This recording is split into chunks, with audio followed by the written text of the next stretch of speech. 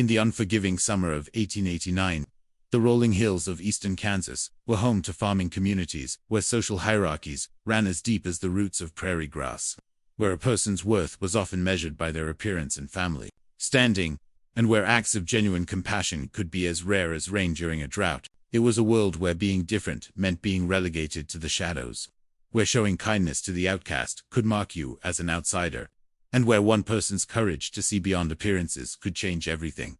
At the sprawling Whitmore family farm, 17-year-old Abigail Hayes had been assigned the most undesirable job on the property, tending the pigs, a task reserved for servants and hired hands rather than family members. But Abigail was not truly family to the Whitmores. Despite sharing their name through her late mother's marriage to the farm's patriarch, she was the overweight stepdaughter who served as a constant reminder of Samuel Whitmore's first wife, a woman he had loved deeply but lost to consumption 5 years earlier. In a community that prized delicate, feminine beauty above all other qualities in women, Abigail's substantial figure made her an embarrassment to her stepfather's new wife, a source of whispered gossip among neighbors, and a burden that the family seemed eager to hide away from polite society. If you're ready to discover how one lonely rancher's act of recognition would lift a girl from the lowest place in society to heights she never imagined possible, make sure you hit that subscribe button, because this story will prove that true worth can never be hidden, no matter where people try to bury it. The pigsty, the eastern Kansas countryside stretched endlessly under the scorching August sun, with waves of heat shimmering off the wheat fields and creating a landscape that seemed to pulse with the intensity of summer. The Whitmore family farm sat in a natural valley where cottonwood trees provided precious shade around the main house, but offered little relief for the outbuildings, where the real work of farming took place. Abigail Hayes stood in the pig yard, her simple cotton dress already stained with mud and sweat despite the early hour, as she scattered corn kernels for the dozen sows and their offspring, who comprised her daily responsibility.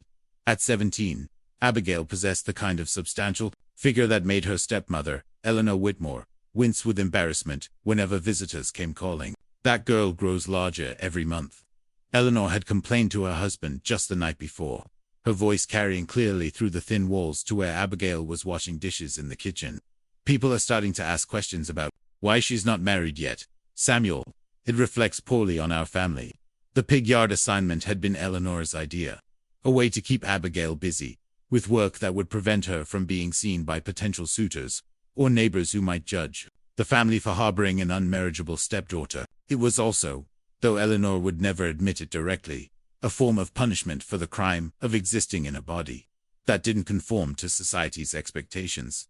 Abigail had accepted the assignment without complaint, just as she had accepted the smaller bedroom in the back of the house, the simpler clothes, and the gradual exclusion from family social events. She understood her place in the Whitmore household hierarchy, and she had learned that resistance only made her situation worse.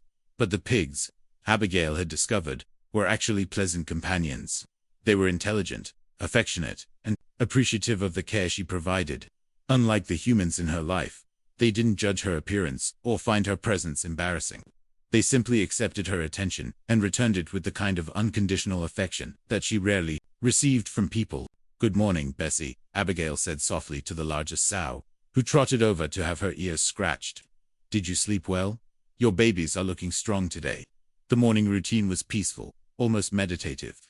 Abigail would feed the pigs, clean their water troughs, muck out their shelters, and check for any signs of illness or injury. It was honest work that she approached with the same careful attention she had once given to household tasks, when she was still considered part of the family proper. The tranquility was broken by the sound of approaching hoofbeats. Abigail looked up to see a rider cresting the hill that overlooked the pig yard, silhouetted against the morning sky. She quickly tried to smooth her hair and wipe the worst of the mud from her hands, though she knew it was futile to try to make herself presentable. Rider was a man she didn't recognize, tall and lean with the weathered look of someone who spent his days working outdoors. He was probably in his early 30s, with dark hair and kind eyes that seemed to take in the scene before him with genuine interest rather than judgment. "Morning, miss," the stranger called out as he approached the fence that surrounded the pig yard. "I'm looking for Samuel Whitmore. Would he be around?" Abigail felt heat rise in her cheeks as she realized how she must appear to this well-dressed stranger, a large girl covered in mud and pig filth, clearly relegated to the most menial work on the farm. "Yes, sir. Mr. Whitmore is up at the main house," Abigail replied, pointing toward the substantial farmhouse that sat among the cottonwood trees, about a quarter-mile away. If you ride up the main path, you'll find him there. But instead of immediately riding away, the stranger dismounted and approached the fence, his expression curious and friendly. "Those are fine-looking pigs," he observed, nodding toward the healthy animals that were contentedly rooting around the yard. "Someone's been taking good care of them." Abigail was surprised by the comment. Most people viewed pig tending as the lowest form of farm work, something to be endured rather than done well. "Thank you, sir. I try to keep them healthy and comfortable. I can see that. My name's Thomas Mackenzie. By the way, I own the ranch about 10 miles north of here. Been thinking about adding some pigs to my operation, and I heard Samuel Whitmore raises some of the best stock in the county." Thomas Mackenzie. Abigail had heard the name mentioned in conversation between Samuel and Eleanor. He was a successful cattle rancher who had built his spread from nothing after serving in the cavalry during the Indian Wars. He was also, according to local gossip, a bachelor who kept to himself and showed little interest in the social gatherings where unmarried men were expected to find wives. "These pigs are indeed some of the finest you'll find," Abigail said, her knowledge of animal husbandry evident in her voice. "The sows are all healthy breeders, and Mr. Whitmore has been careful to select for both size and temperament. They're easy to handle and produce large litters." Thomas studied Abigail with an expression that she couldn't quite read. There was no disgust or dismissal in his gaze, no obvious judgment about her appearance or her circumstances. Instead, he seemed genuinely interested in what she had to say about the animals. "You seem to know quite a bit about pig raising," Thomas observed. "Have you been working with them long?" "About a year now," Abigail replied. "I've learned that pigs are much more intelligent than most people realize. They have personalities, preferences, and they respond well to consistent, gentle treatment. That's been my experience with cattle as well. Animals generally do better when they're treated with respect rather than just seen as commodities." Their conversation was interrupted by a shout from the direction of the main house. Samuel Whitmore was striding down the path, his face flushed with embarrassment at finding a potential business partner talking to his stepdaughter in the pig yard. "Mr. Mackenzie," Samuel called out, slightly out of breath from his hurried walk. "I'm sorry if Abigail has been bothering you. She's supposed to be working, not chatting with visitors." Thomas turned to face Samuel with a calm expression that showed no sign of annoyance or judgment. "She wasn't bothering me at all, Mr. Whitmore. In fact, she was just explaining some of the finer points of pig husbandry. You've got someone here who clearly knows what she's doing with livestock." Samuel looked surprised by the compliment. In his mind, Abigail's assignment to the pig yard was more about keeping her out of sight than recognizing any particular skill she might possess. "Well, yes, she does seem to have a way with animals," Samuel admitted reluctantly. "But I'm sure you didn't come here to discuss pig care with hired help. What can I do for you, Mr. Mackenzie?" As the two men walked toward the main house to discuss business, Thomas glanced back at Abigail with an expression that stayed with her for the rest of the day. It wasn't pity or sympathy, but something that looked almost like respect, as if he had seen something in her that others had missed. The unexpected. PROPOSAL. 3 days after Thomas Mackenzie's visit to the Whitmore farm, Abigail was surprised to see him returning, this time leading a small wagon rather than riding alone. She watched from the pig yard as he conducted business with Samuel at the main house, apparently purchasing several breeding EHOs that would be loaded into the wagon for transport to his ranch. When the business was concluded and the pigs were loaded, Abigail expected Thomas to depart immediately. Instead, he walked down to the pig yard where she was working, his expression serious but not unkind. "Miss Hayes," he said, using her name for the first time and treating her with the formal courtesy typically reserved for ladies of social standing.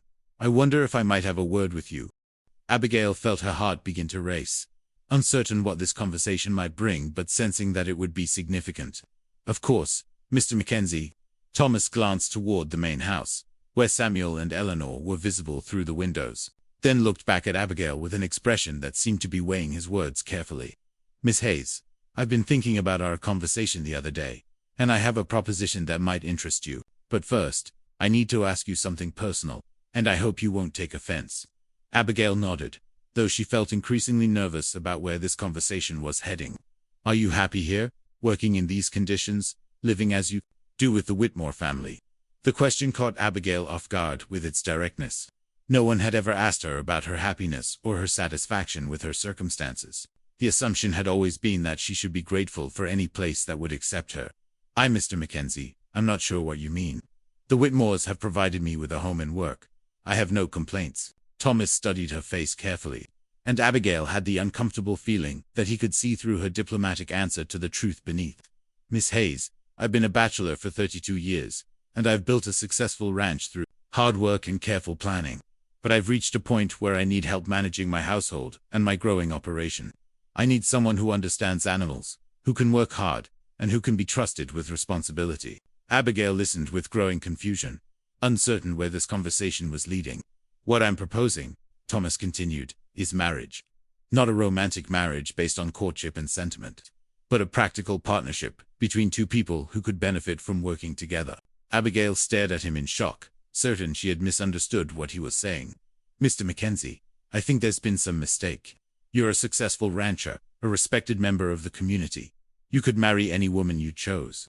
Why would you, why would you consider someone like me? Thomas's expression softened, and for the first time, Abigail saw something that might have been sadness in his eyes. Miss Hayes, I've watched how the women in this community behave at social gatherings, how they compete for attention and status, how they measure their worth by their ability to attract wealthy husbands. I've seen how they treat people they consider beneath them, including you. He paused, choosing his words carefully. What I saw in you the other day was something different. You spoke knowledgeably about your work. You treated the animals in your care with respect and affection, and you conducted yourself with dignity, despite circumstances that would have broken many people's spirits. Those are the qualities I value in a partner. Abigail felt tears beginning to well up in her eyes, but she wasn't sure if they were tears of gratitude or disbelief. Mr. Mackenzie, you're very kind, but you don't understand my situation. I'm not the kind of woman men marry. I'm too large, too plain, too ordinary. People would talk if you married someone like me. It would hurt your reputation. Thomas stepped closer to the fence that separated them, his expression earnest and sincere. Miss Hayes, my reputation is based on my character and my success as a rancher, not on other people's opinions about my wife's appearance. And as for being ordinary, I've found that ordinary people often possess extraordinary qualities that flashier individuals lack. He gestured toward the well-maintained pig yard and the healthy animals under Abigail's care. You've turned what most people would consider the worst job on this farm into something you take pride in. You've shown kindness to creatures that others view as dirty and stupid. You've maintained your dignity and work ethic, despite being treated as less than a full member of your own family. Those aren't ordinary qualities, Miss Hayes. Those are exceptional qualities. Abigail wiped away tears that were now flowing freely, overwhelmed by hearing someone speak about her with such respect and admiration. But what kind of marriage would it be, she asked quietly. If it's not based on romantic love, what would you expect from me? Thomas considered her question seriously before answering. I would expect partnership, Miss Hayes. I would expect honesty, hard work, and mutual respect. I would expect you to help me manage my household and ranch operations, to contribute your knowledge and skills to our shared success. In return, I would provide you with a comfortable home, respect as my wife, and the dignity that comes with being valued for your contributions.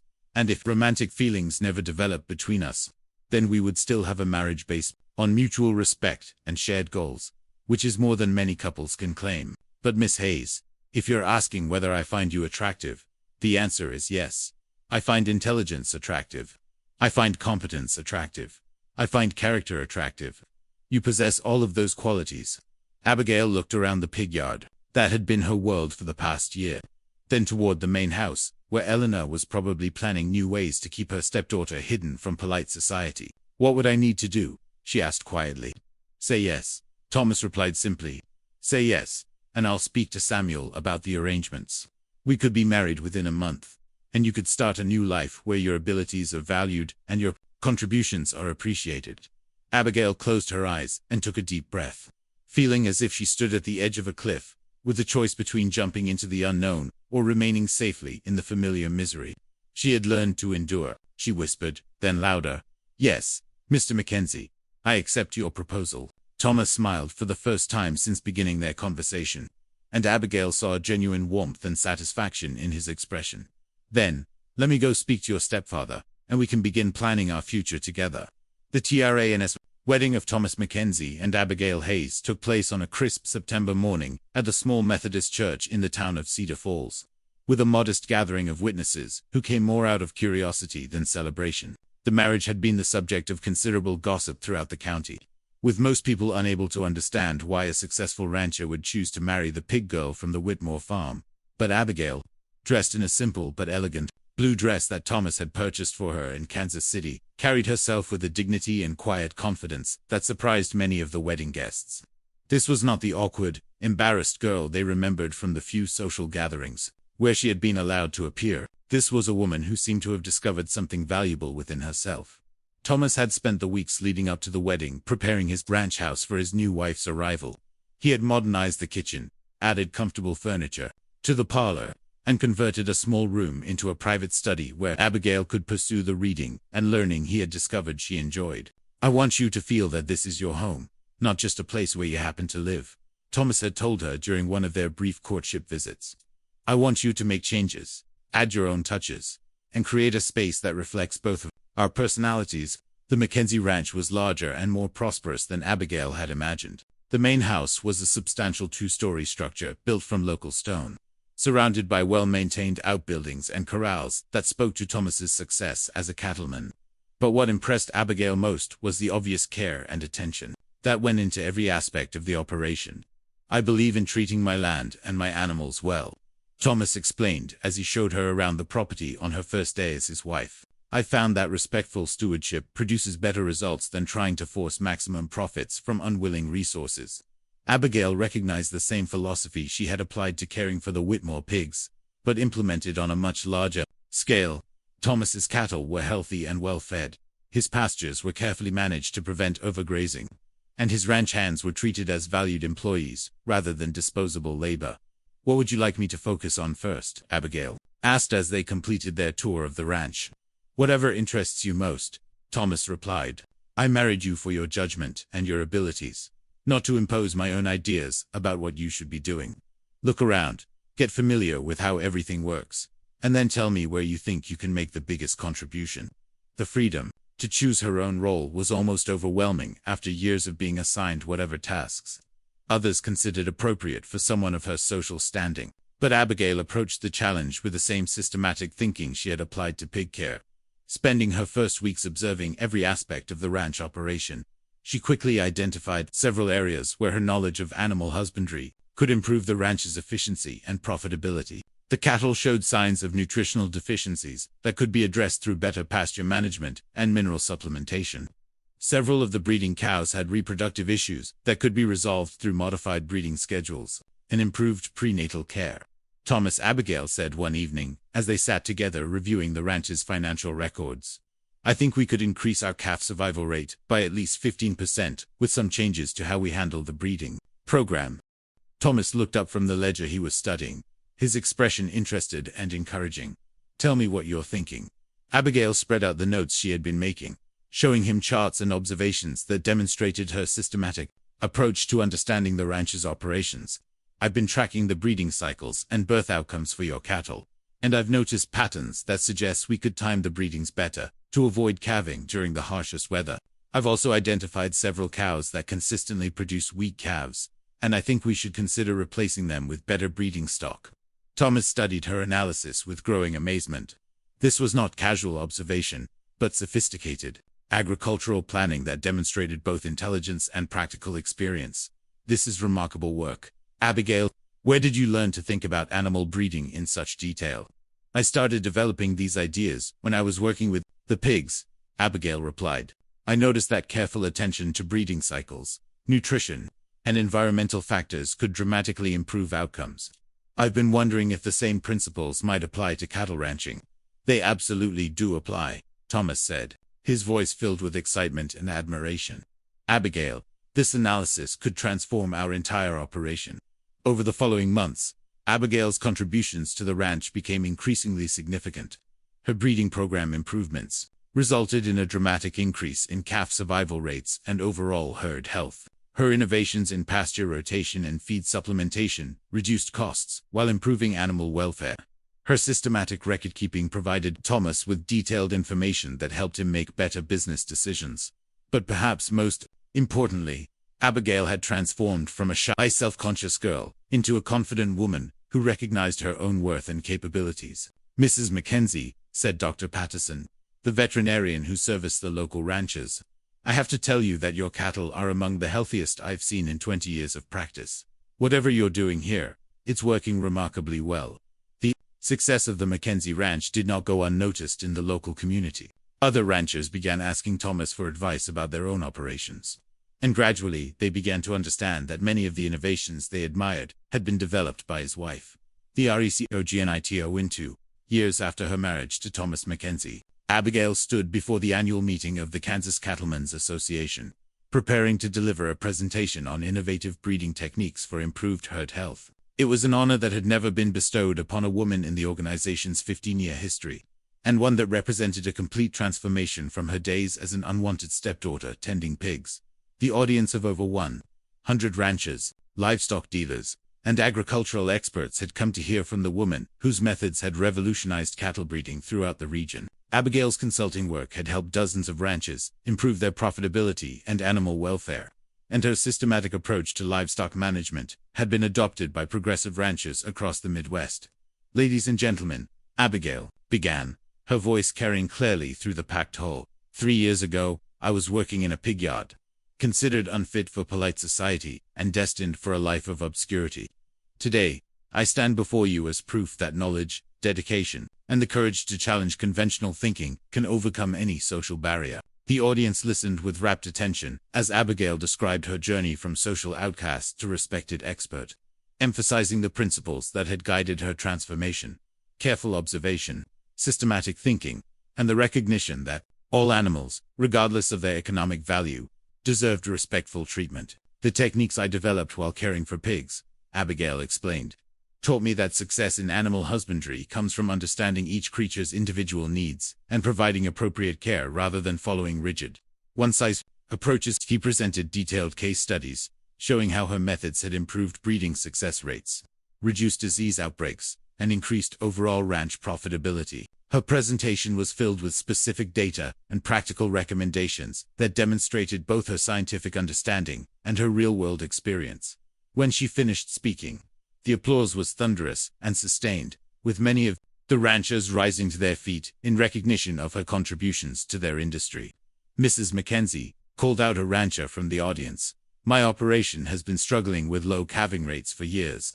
Would you be willing to visit my ranch later this month?" "I'd be honored to help," Abigail replied, and similar requests followed from other ranchers throughout the room. After the meeting, Thomas found Abigail surrounded by admirers and potential clients, all eager to learn from the woman who had transformed livestock management in their region. "How does it feel to be the most sought-after expert in Kansas?" Thomas asked as they finally made their way back to their hotel room. "It feels like a dream," Abigail replied, still amazed by the recognition and respect she had received. "Sometimes I can hardly believe this is my life." "You've earned every bit of this success," Thomas said firmly. "You've worked harder and thought more creatively than anyone else in your field. You deserve all the recognition you're receiving." The success of Abigail's consulting business had made the Mackenzie Ranch one of the most profitable operations in the region. But more importantly, it had established Abigail as a pioneer in scientific agriculture, whose innovations would influence livestock management for generations. Her story had also become legendary throughout Kansas, told and retold as an example of what was possible when someone was given the opportunity to prove their worth regardless of social expectations or physical appearance. 5 years after her marriage to Thomas, Abigail Mackenzie was recognized by the Kansas State Legislature for her contributions to agricultural development, receiving an award that honored her as pioneer in scientific livestock management. The ceremony was attended by hundreds of people, including many who remembered her from her days as the unwanted stepdaughter tending pigs at the Whitmore farm. Eleanor Whitmore was among the attendees, and she approached Abigail after the ceremony with an expression that mixed embarrassment with grudging admiration. "Abigail, I want you to know that I'm proud of what you've accomplished," Eleanor said, her voice sincere despite the awkwardness of the moment. "I'm afraid I didn't always treat you fairly when you lived with us." Abigail's response demonstrated the grace and wisdom she had developed through her journey from outcast to expert. Mrs. Whitmore, we all do the best we can with the understanding we have at the time. I learned valuable lessons during my time on your farm, including the importance of treating all creatures with dignity and respect. Those lessons have served me well. As Abigail looked out at the crowd gathered to honor her achievements, she reflected on the extraordinary path that had brought her from the pig yard to the podium. Her story had become proof that true worth could never be hidden, that dedication and intelligence would eventually be recognized regardless of social barriers, and that the most remarkable transformations often began in the most humble circumstances. Thomas, standing proudly beside his wife as she accepted recognition for her achievements, represented the crucial role that one person's belief could play in unlocking another's potential. His willingness to see past social expectations and recognize Abigail's capabilities had provided the foundation for everything that followed. "Ladies and gentlemen," Abigail said in her acceptance speech, "my story is not unique. Throughout our communities, there are people whose potential is being overlooked because they don't fit conventional expectations. The challenge for all of us is to look beyond surface appearances and social prejudices, to recognize the extraordinary capabilities that exist in ordinary people." She paused, looking out at the audience that included farmers, ranchers, educators, and government officials. 3 years ago, I was assigned to tend pigs because it was considered appropriate work for someone like me. Today, I stand before you as evidence that there is no such thing as appropriate work based on appearance or social standing. There is only work that needs to be done, and people with the skills and dedication to do it well. The standing ovation that followed was not just recognition of Abigail's professional achievements, but acknowledgement of a larger truth about human potential and the importance of giving everyone the opportunity to prove their worth. As she and Thomas returned to their ranch that evening, Abigail walked through the pig yard they had established as part of their diversified agricultural operation. The pigs were healthy and content, cared for with the same respect and attention that had characterized her approach to all animals. "You know," Thomas said, joining her beside the fence, "I think these pigs have the best life of any animals in Kansas. They're probably the only pigs in the state whose care is supervised by a recognized expert in livestock management." Abigail laughed, but there was deep satisfaction in her voice when she replied, "Every creature deserves the best care we can provide. Thomas, that's a lesson I learned right here, in a place where others saw only the lowest kind of work. I learned that how you treat the most humble tasks and the most overlooked creatures says everything about who you are as a person." As the sun set over the Kansas prairie, Abigail Mackenzie understood that her story was more than just a personal triumph over social prejudice and family rejection. It was proof that extraordinary potential could be found in the most ordinary circumstances, that true worth could never be permanently hidden, and that sometimes the most important work begins in the places where no one else wants to look. This incredible story proves that our circumstances don't define our potential, our character and dedication do. Abigail's journey from the pig yard to becoming Kansas's most respected livestock expert shows us that when someone finally sees our true worth, we can achieve things beyond our wildest dreams. Her transformation reminds us that the most extraordinary people are often hiding in plain sight, doing humble work with exceptional care and dignity. Share this story if you believe that everyone deserves the chance to prove their worth, regardless of where they start in life. Subscribe for more amazing, true stories that celebrate the power of seeing people's potential instead of their limitations.